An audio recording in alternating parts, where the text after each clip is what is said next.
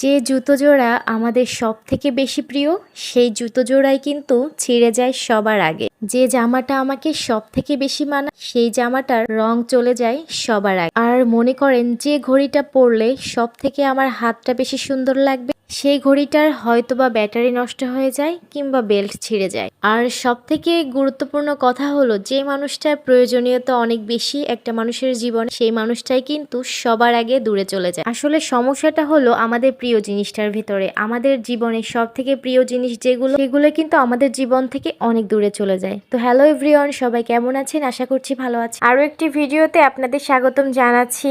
আমি আর আমার হাজবেন্ড একটু ঘুরতে গেছিলাম বলতে একটু জিনিসপত্র কিনতে গেছিলাম। এটা হলো নবাবগঞ্জ থেকে মোহাম্মদপুরের যে রোডটা আছে না, ওই রোডের ওইদিকে। কারা গিয়েছেন অবশ্যই কমেন্ট করবেন।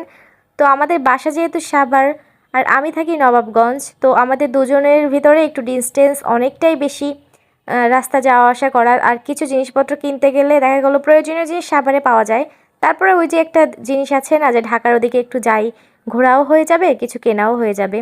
তো দুজন মিলে ওরকম একটু গেছিলাম ঘুরতে। তো যাওয়ার সময় পরিবেশটা একটু শেয়ার করলাম। কত সুন্দর তাই না, একদম প্রাকৃতিক পরিবেশ। আর যাওয়ার পথে আমি কিন্তু একটু খাওয়া দাওয়া করতে চাইছিলাম, কিন্তু যেহেতু এটা আমাদের রোজার সময়ের ভিডিও ছিল, সেভাবে কোনো দোকানপাট খোলা পাইনি, তো তাই ওভাবে খাওয়া হয়নি। এই খাওয়া দাওয়ার আইটেমগুলো আমরা আর কি ইফতারির সময় পাইছিলাম, ওই যে মোহাম্মদপুরের ওদিকে যে সুন্দর সুন্দর দোকানগুলো থাকে। আপনারা অনেকেই গিয়েছেন ওদিকে, আমি কিন্তু অনেকবার গিয়েছি, আমার খুবই পছন্দের জায়গা এগুলো। তো মোটামুটি জিনিসপত্র কিনলাম, আর দোকানে এত ভিড় ছিল আর কি ওই সময় শপিংয়ের ভিডিওগুলো আমি করিনি ইচ্ছা করে, কারণ ফোনটা চুরি হওয়ার সম্ভাবনা থাকে। তো বাসায় আসার পর এটা হলো পরের দিনের ভিডিও। ভাবলাম কি রান্না করব, ঝটপট রান্না করতে হবে। আমার হাজব্যান্ডও যেহেতু চলে গেছে, তো ভাবলাম ঠিক আছে আমার জন্য একটু ডিম দিয়ে একটু আলু দিয়ে তরকারি রান্না করি, খেয়ে দিয়ে তাড়াতাড়ি ডিউটিতে যেতে হবে।